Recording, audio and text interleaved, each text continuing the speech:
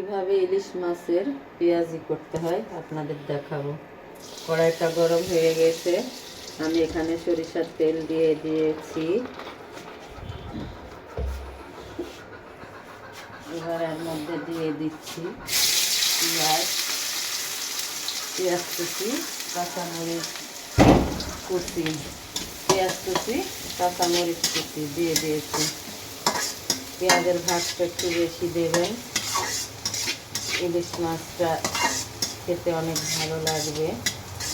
যেহেতু এটা ইলিশ মাছের পেঁয়াজি, সেজন্য পেঁয়াজটা আমি একটু বেশি দিয়েছি। ঠিক এভাবে নেড়ে চেড়ে নেবেন।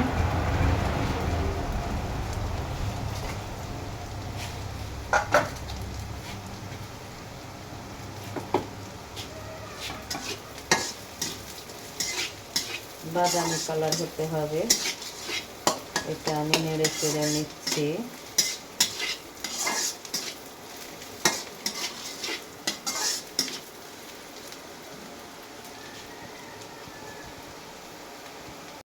এটার কালার প্রায় বাদামি কালার হয়ে এসছে, ঠিক এরকম কালার করে নেবেন।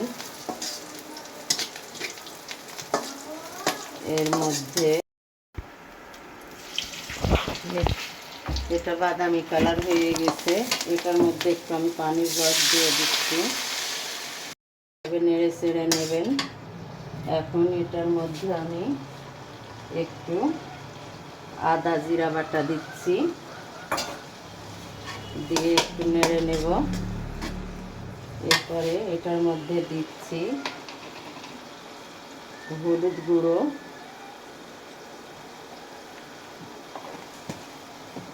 এরপরে দিচ্ছি শুকনা মরিচের গুঁড়ো। যতটা ঝাল খাবেন ঠিক ততটা পরিমাণে দিবেন। আমি যে 3 চা চামচ দিলাম।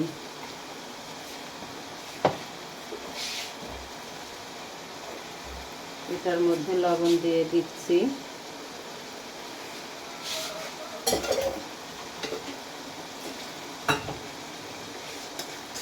এইভাবে নেড়ে চেড়ে নেবেন। মশলাটা অনেক ভালোভাবে কষাবেন। এটা কষানো যত ভালো হবে তত মাছটায় টেস্ট ভালো আসবে। আপনারাও আমার মতো ঠিক এইভাবে কষিয়ে নেবেন। দেখুন আমি কীভাবে কষিয়ে নিচ্ছি। আমি রান্নাটা অনেক ভালোবেসে করি, এই জন্য আমার রান্নাঘরের নাম দিয়েছি ভালোবাসার রান্নাঘর। আপনারা আসবেন আমার ভালোবাসার রান্নাঘর দেখতে আমি কীভাবে রান্না করি। দেখুন এটা কষানো প্রায় হয়ে এসছে। এখন আমি এর মধ্যে ইলিশ মাছটা ছেড়ে দিব।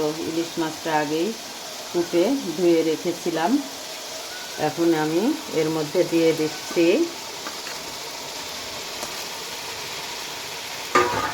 ঠিক এটাকে একটু নেড়ে চেড়ে নেব।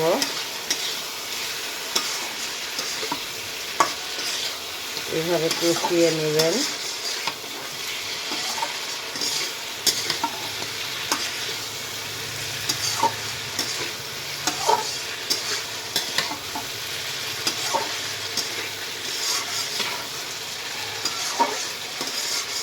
আমি জানো আপনাদের অনেক ভালো ভালো রান্না উপহার দিতে পারি, আপনারা আমার জন্য দোয়া করবেন।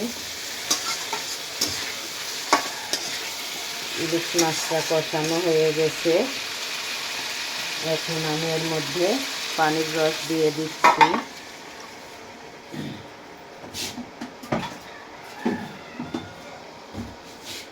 ঠিক এতটুকুন দিবেন, মাছটা ফুটবে।